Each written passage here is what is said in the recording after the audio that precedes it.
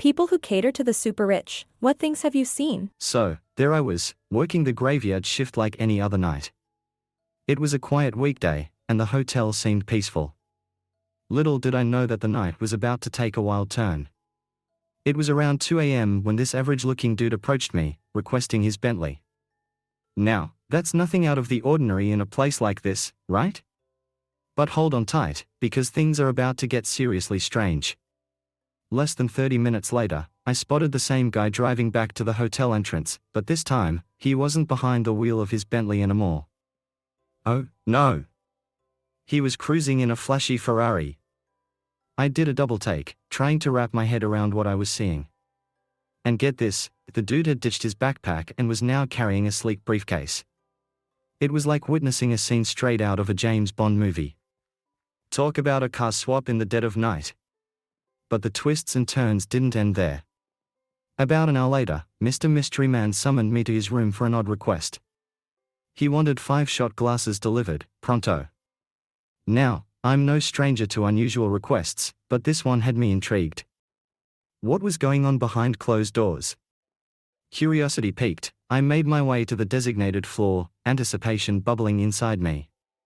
As the door swung open, I stepped into a world that felt like a cross between a Hollywood party and a scandalous secret society. There, in the opulent suite, 2 dudes in extravagant robes lounged on a lavish couch, and in front of them were 2 absolutely stunning, completely naked ladies. Yeah, you read that right, in naked. But wait, there's more. The coffee table was practically a shrine to debauchery. Lines of cocaine were meticulously arranged, and bottles of top-shelf booze littered the table, like they were auditioning for the role of party starters. It was a spectacle that left me wide-eyed and wondering if I had stumbled into some alternate reality. Trying to keep my composure amidst the chaos, I discreetly delivered the shot glasses. The guys appreciated the service and rewarded me with a crisp $50 bill. Hey, at least they knew how to tip.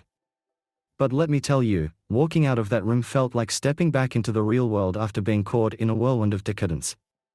As the night gave way to dawn, the 2 robe-clad gentlemen emerged from their wild retreat. But here's the kicker, they were no longer in their party mode. Nope, they had magically transformed into sharp-suited professionals, as if they were heading straight to a high-powered corporate meeting. It was like witnessing a Cinderella story, but with a twist. And as if on cue, the ladies made their graceful exit shortly after. They vanished into the morning mist, leaving behind a trail of intrigue and wonder.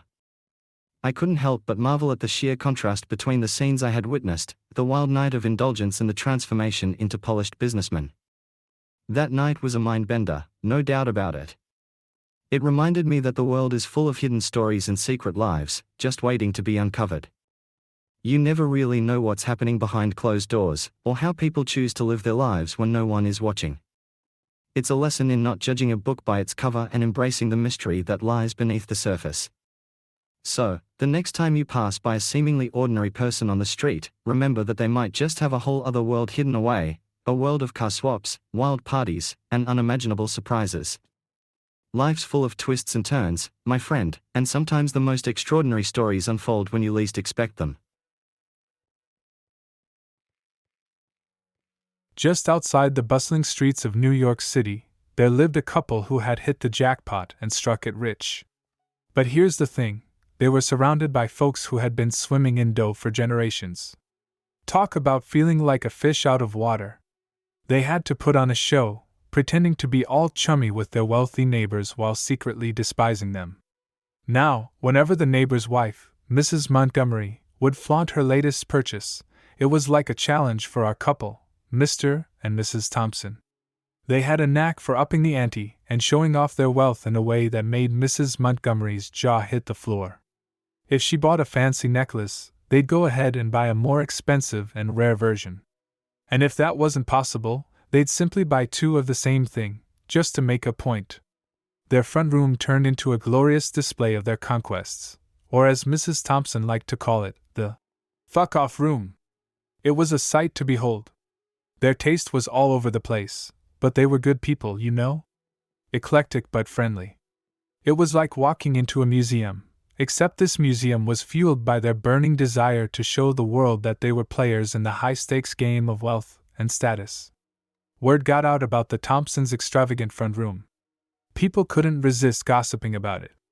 Visitors flocked to their home, eager to witness the Thompsons' audacious collection.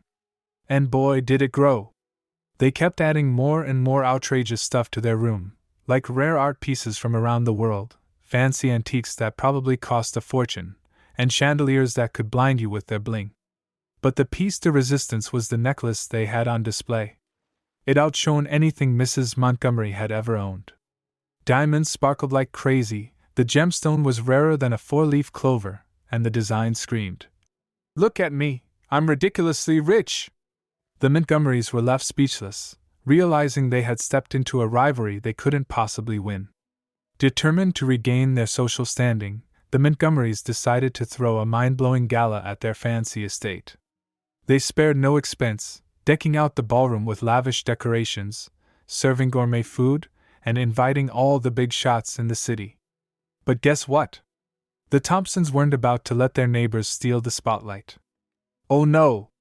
They made a grand entrance that would make even the snobbiest aristocrat drop their monocle.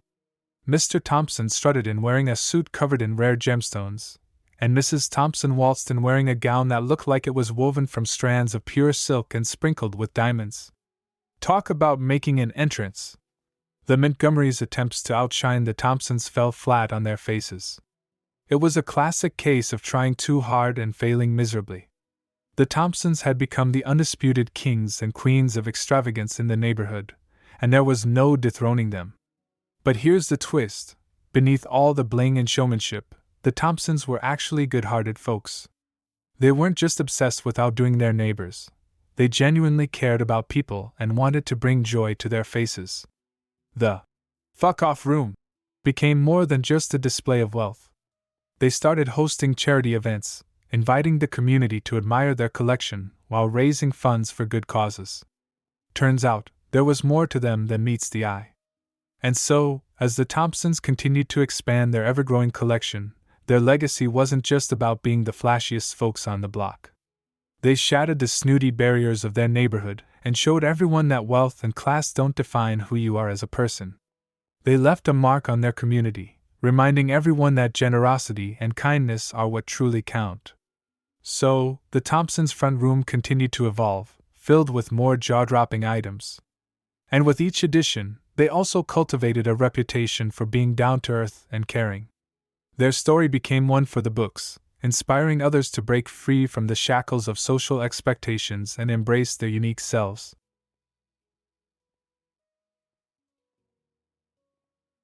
As I settled into my role as the caretaker for the couple's Irish wolfhounds, I discovered that there was more to their lavish lifestyle than initially met the eye.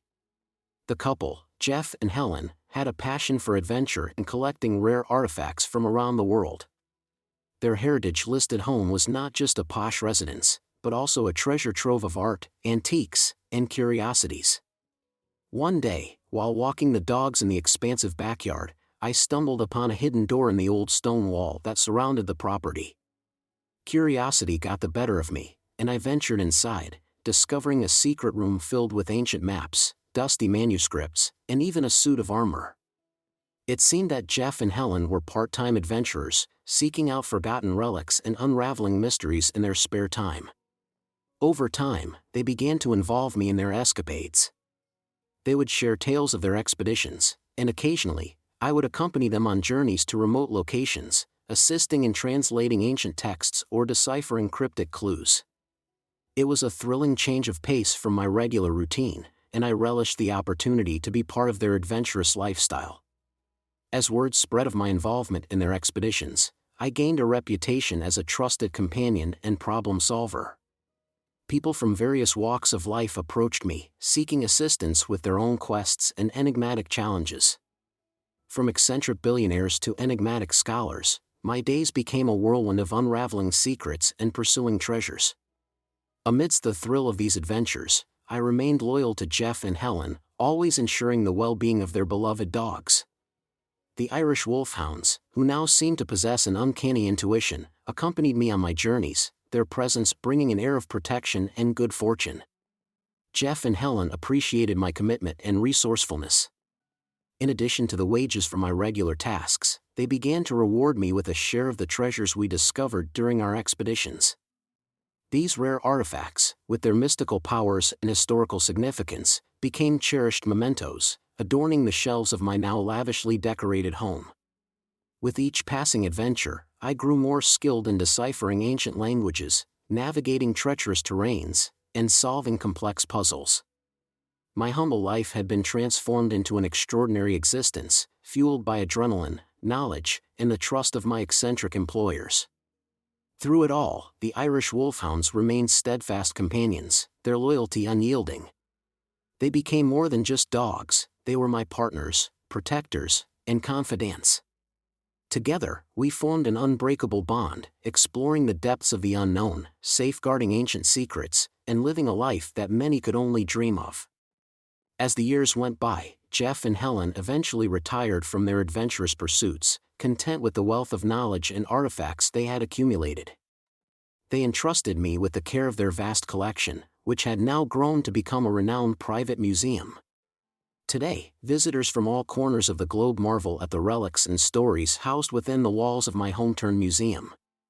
And as I stand at the entrance, greeting guests and sharing tales of our extraordinary journeys, I can't help but feel grateful for the chance encounter that led me to Jeff, Helen, and their extraordinary Irish wolfhounds.